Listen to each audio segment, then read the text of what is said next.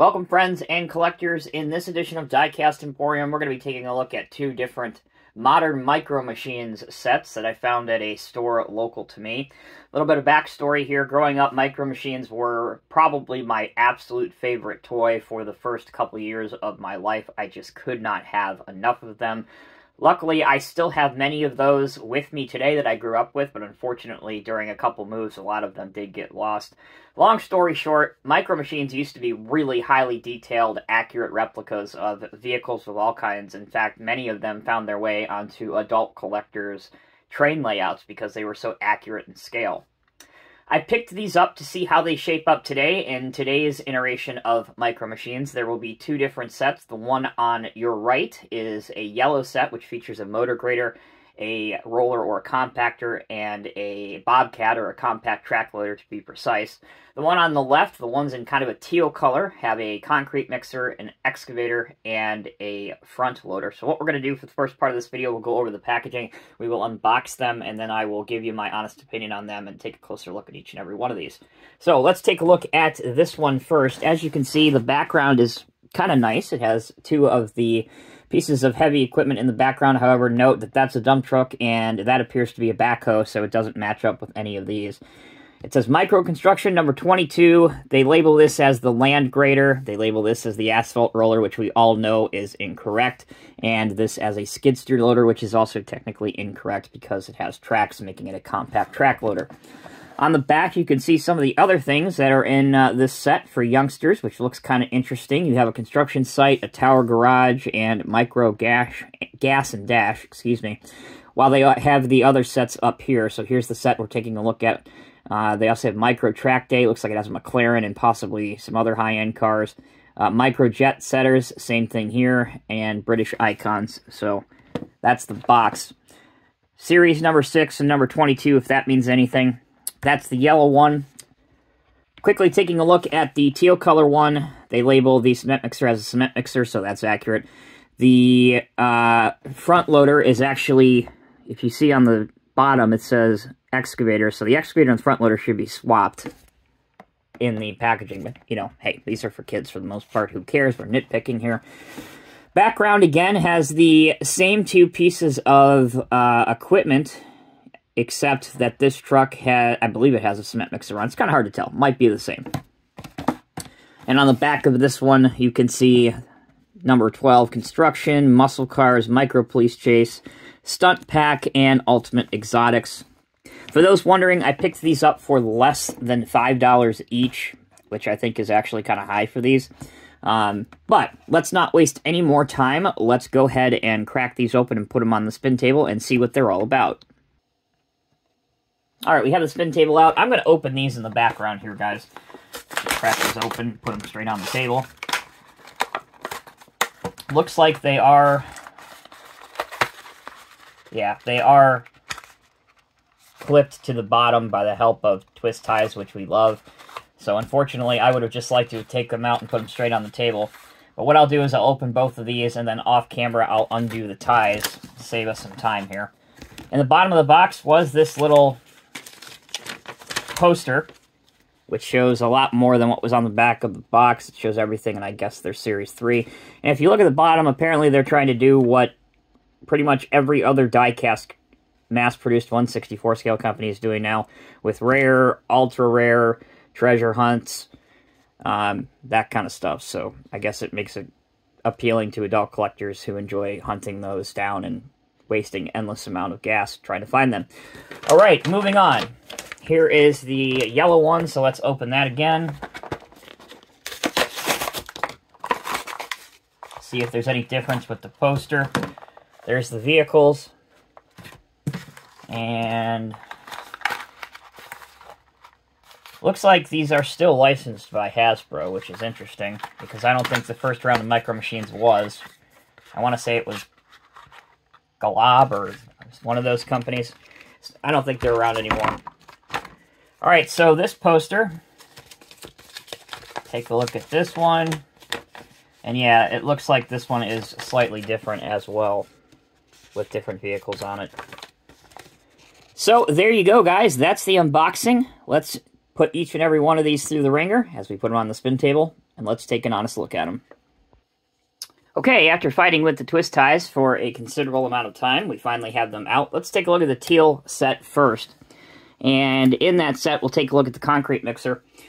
Obviously, for these to be any more detailed, they would probably have to acquire a number of licenses for construction equipment, which clearly they didn't do, which is a bit surprising to me because looking at the back of the card and the posters, they obviously have licenses for cars, bikes, etc. So must be that their construction equipment is not a particularly big seller, one that they don't necessarily want to invest in acquiring OEM names to make replicas of. That said, as we look at the concrete mixer, for what these are, they're not bad in terms of representing their real-life counterparts. Obviously, you can tell this is an American-style concrete mixer with a long nose. It even has an exhaust on it. The only thing that functions on this is the moving concrete barrel. You can see that here.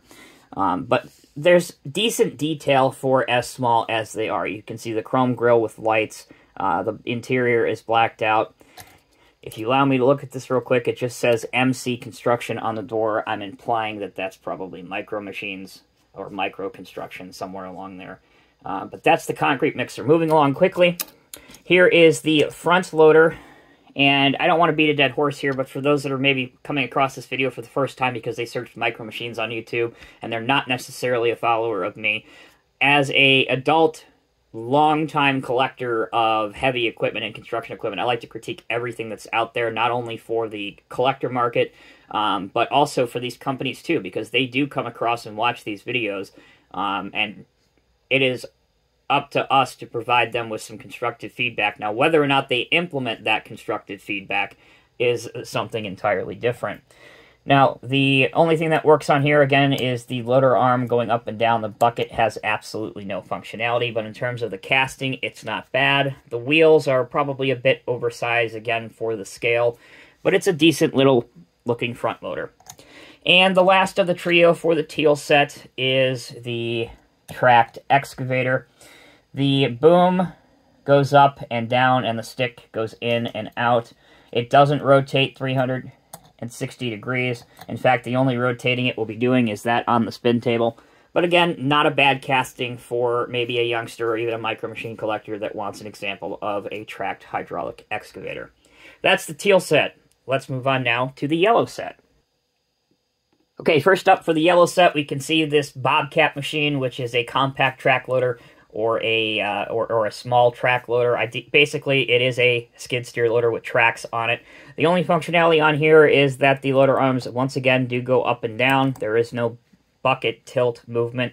But one subtle detail I do like is the highlighting of the orange or amber beacon light up on top of the plastic cab.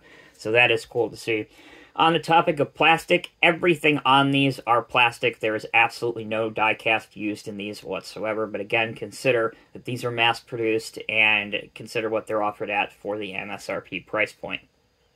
Next up, for the yellow squad, they call this an asphalt roller. That is incorrect. This is a soil compactor. We constantly are talking about this whenever it's a company that like Matchbox or like MicroMachines. When they have a single drum roller, they always call them an asphalt roller. They're not. The asphalt rollers are the two rollers that have steel drums like these. The ones that have rubber tires on the back in the real world, those are used to prepare the surface prior to the asphalt going down.